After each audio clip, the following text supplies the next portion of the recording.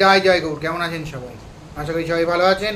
আজকে আমার নবম ভিডিও, বৃহস্পতি যে সিরিজ করছি, এখানে আমরা বলবো অষ্টম ঘরে অষ্টমভাবে যদি বৃহস্পতি থাকে, লগ্নকে এক ধরে যদি অষ্টমভাবে যদি বৃহস্পতি অবস্থান করে তাহলে কী ফল দেয়।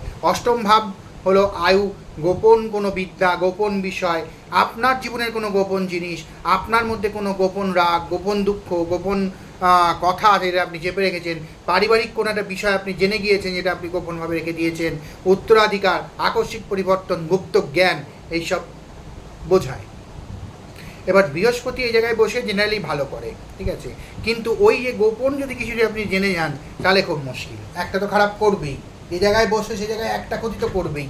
তা এবার আপনি যদি গোপন যদি কিছু জেনে যান তাহলে ওই চিন্তাটা আপনাকে কুড়ে কুড়ে খাবে।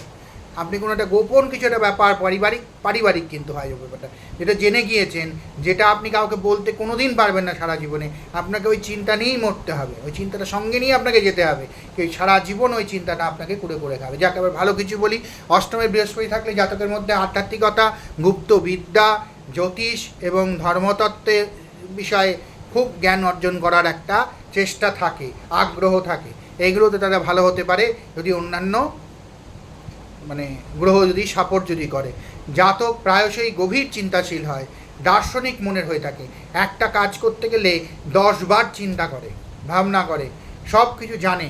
একটা টিভি কিনতে যাবো আমি, তার সব রকম তার একটা এখন তো নেট এসে গিয়েছে, নেটে দেখে, লোকের কাছে শুনে, সব কিছু জেনে, বিচার বিবেচনা করে, 10 রকম চিন্তা করে 1 বছর ধরে হয়তো সে চিন্তা করে একটা টিভি কিনবে, এরকম হবে সে লোক, ঠিক আছে।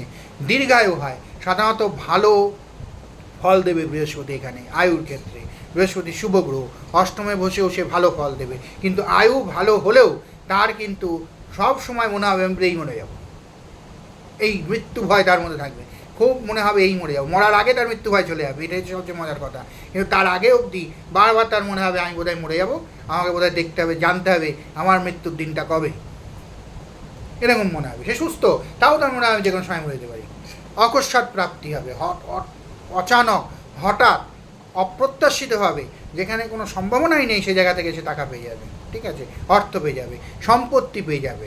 সমস্যার দিকে হচ্ছে অর্থনৈতিক ক্ষেত্রে অনিশ্চয়তা আনে, ওঠানামা আনে, দাম্পত্য জীবনে মতবিরোধ আনে, মানসিক দূরত্ব আসতে পারে। বিশেষত শনি, রাহু বা মঙ্গলের দৃষ্টি থাকে, এটা আরও বাড়বে। শরীরে অধিক মেদ জন্মায়, ফ্যাট হয়, লিভার, হরমোন সংক্রান্ত সমস্যা হয়, পুরুষের পুরুষের যেটাকে বলে আর কি সেক্সুয়াল সমস্যা আনে, অতিরিক্ত আশা এবং অলসতা ক্ষতির কারণ হতে পারে। শুভ দিক হচ্ছে বৃহস্পতি শুভ গ্রহ যদি নিজ রাশি ধনু, মীন, উচ্চ রাশি কর্কট, বন্ধু রাশি এইসবে যদি বসে আর কি, শুভ দৃষ্টির অধীনে যদি থাকে, তাহলে জাতক গুপ্ত ধন, পারিবারিক সম্পত্তি বা সঙ্গীর মাধ্যমে অর্থ লাভ করতে পারে।